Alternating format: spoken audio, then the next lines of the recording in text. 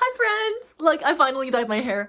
Let's get back onto the topic of this video, and hence why I'm sitting under a piano here today, which is things that dyslexic programmers can relate to. I did the same thing for things ADHD programmers can relate to, which you can find up here or here, I don't actually know, and people seem to really like it. So we're gonna do round 2 for dyslexia. But before I go into this, I have to disclose that I am actually not diagnosed for dyslexia. My ADHD doctor that diagnosed me with ADHD was like, please get diagnosed for dyslexia, but it wasn't covered by my health insurance. But I will get diagnosed soon because the company I'm working for next year does cover dyslexia testing, and yes, I did check before I signed the contract. Why is being disabled not accessible? Anyways, so take that with a grain of salt. I might actually not have dyslexia. So number 1, there's like literally no programmers with dyslexia. I don't know where you guys are. If you exist, please comment below, because at this point, I think I'm just talking to a void right now. And also, I may or may not have dyslexia, so if I don't, there's literally no one with dyslexia in tech. Number 2, the aesthetics of code literally matters so much. I don't care what the content of the code is. If it is not a specific font, a specific color, a specific size, a specific spacing, I cannot read it. I don't care how well this code is written. I just can't. I don't know why I can't. This is why I cannot do coding interviews. Like, if it's just like black and white text, I don't know how to read code. If it's a terminal that I haven't touched, I refuse. Okay, this is like, I feel like the most confusing part about being dyslexic is that I can't figure out why coding is hard, or why, like, if you enter this thing into this thing and then this thing happens and then you run this thing, it just works. Like, why does everything work, and then why does this work, and how like, everything is so confusing, and I'm so confused, and why is no one else confused? Okay, 3.5. I feel like having dyslexia in CS is just constantly, am I stupid, or is this a dyslexic thing? Okay, number 4.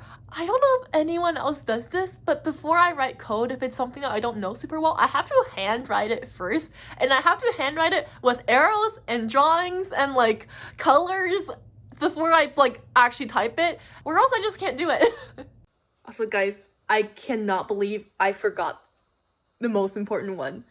No matter how much you pay me, I will never remember syntax. I literally just had to look up how to print in the console in Python. It's literally print. I've been coding in Python for the past 2 years. So someone teased me for forgetting numbers past number 5, so I actually numbered them on my computer this time. So number 6, this is another thing I noticed while I am a computer science teaching assistant.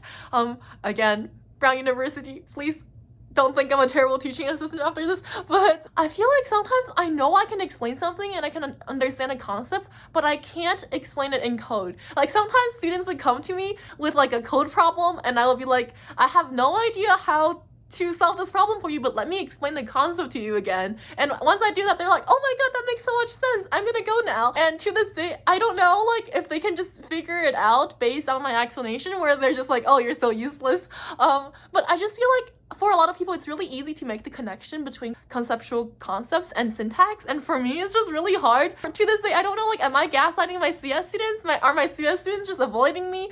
But they continue to hire me to be a teaching assistant, so maybe I did something right. Okay, number 7. Variable names will one day literally cause me to murder someone.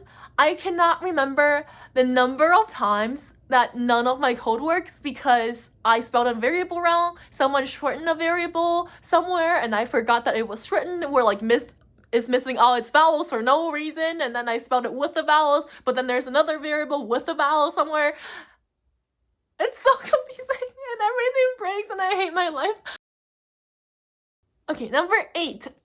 The amount of times I have to beg my project partners to like read through all of my code to make sure I spelled something right or didn't flip variable names is actually embarrassing.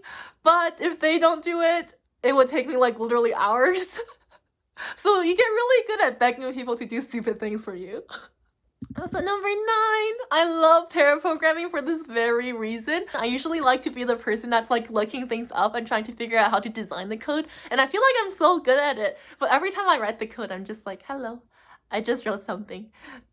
Is that how you're supposed to write it? Especially if you are a CS student or if you're learning computer science with someone else, totally try this, because I feel like people who are dyslexic are really good at big picture things and big picture thinking. So then if you're pair programming and you're not the person writing code, you're really good at just understanding the code as a whole and figuring out what is wrong with it and how can you like get the code towards what you want it to be. And I don't know, I just really enjoy it. Anyways, these are the things that I can think about so far for things that dyslexic programmers can relate to. Again, I don't know if I have dyslexia. I've never talked to anyone else with dyslexia. I don't know if these are dyslexic traits or if I should just cry in the corner because I'm bad at CS. But someone asked me to do this, so thank you. And if you do have ADHD or dyslexia and haven't yet, please watch my I did make a video for people with ADHD and dyslexia who want to code, if you still trust me at this point, that is. And anyways, thank you so much for watching till the end of this video. I will see you soon. Bye bye.